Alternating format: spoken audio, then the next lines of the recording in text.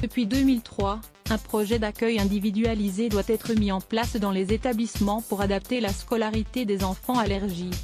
C'est totalement la faute de la maîtresse.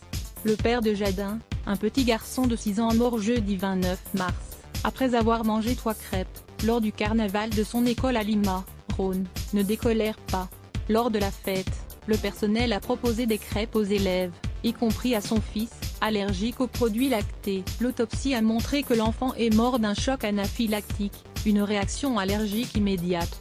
En France, les allergies alimentaires touchent de 6 à 8% des enfants, selon l'Association française pour la prévention des allergies, AFPRAL, contactée par France Info. Comment les établissements scolaires font-ils pour prendre en charge les allergies des enfants? Élément de réponse. Un projet d'accueil individualisé pour chaque enfant allergique depuis une circulaire de 2003 relative à l'accueil en collectivité des enfants atteints de troubles de la santé. Les parents peuvent demander la mise en place d'un projet d'accueil personnalisé, PAI, à l'école, afin d'organiser la scolarité des enfants. Cela peut être fait à n'importe quel moment de l'année. Ce projet gère à la fois l'accueil de l'enfant à la cantine et pendant la classe, précise Pascal Couratier, porte-parole de l'AFPRAL à France Info. En général, c'est le médecin ou l'allergologue qui conseille aux parents de demander ce PAI. Ce PAI, sorte de guide sur mesure, est ensuite mis en place par l'école, en concertation avec tout le personnel encadrant, la mairie et la cantine. En France, la restauration scolaire à l'école primaire dépend de la commune. Le PAI s'illustre par plusieurs mesures: informer officiellement le personnel de l'école de l'allergie de l'enfant, prévoir des activités aménagées et mettre à disposition une trousse d'urgence. En conséquence, si l'institutrice a prévu une activité cuisine et que l'enfant est allergique à la farine de blé, on va éviter de faire pour cet enfant-là un gâteau à base de farine de blé ou un collier de pâtes, illustre Pascal Couratier. Dans les faits, même sans ce protocole, si les instituteurs sont mis au courant d'une allergie, ils agissent en fonction. Quand il y a la semaine du goût, on fait signer aux parents des autorisations. Ils savent à l'avance qu'on va faire goûter des choses et ils peuvent nous prévenir d'éventuelles allergies, assure Marion, 31 ans, institutrice en primaire à Houille, Yvelines, à France Info. Mais certains parents sont réticents à faire un PAI à cause de la lourdeur administrative. Pour nous, c'est embêtant. Sans PAI, je n'ai légalement pas le droit de donner de la ventoline à un enfant qui a de l'asthme, même s'il en a dans son sac. Des premiers soins apportés par les enseignants. Le PAI donne donc le droit aux instituteurs et institutrices d'intervenir en cas d'urgence.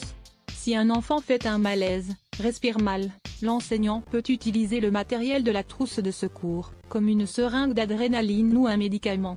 La circulaire de 2003 spécifie que tout doit être mis en œuvre pour apporter un secours immédiat à l'enfant en détresse, reprend Pascal Couratier. Dans ce cadre précis, l'enseignant ne peut pas être poursuivi pour exercice illégal de la médecine. Selon l'AFPRAL, les difficultés se situent au niveau de la formation des enseignants. Très peu de personnes savent ce qu'est un stylo d'adrénaline, et très peu savent l'utiliser car elles n'ont pas reçu de formation.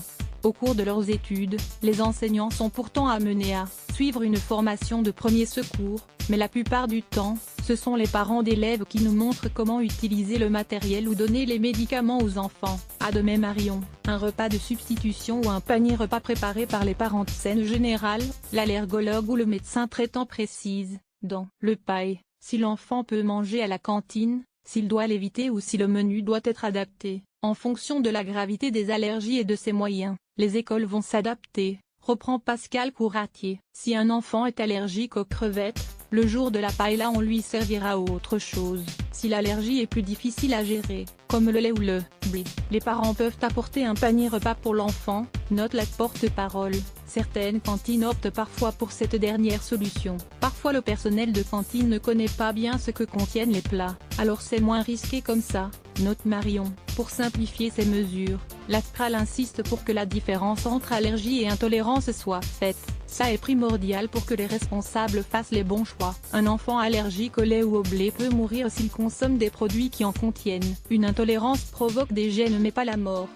Cette différenciation n'est pas toujours bien faite du côté des parents. En 2017, Marion a eu une élève allergique aux produits laitiers. Sa mère me disait au pire elle vomit, elle fait une gastro, mais moi j'avais super peur qu'elle fasse un œdème de quinque alors j'ai insisté pour avoir un PAI, raconte l'institutrice. Cette dernière confie que les allergies représentent une source de stress supplémentaire au quotidien. Il faut être super vigilant, bien. Regardez pendant la récré qu'un enfant ne donne pas un produit rapporté de la maison à un autre. Je n'ai jamais eu de problème, mais c'est vrai qu'avoir des pailles, c'est jamais tranquille. À lire aussi sujet associés enfants à dose alimentation.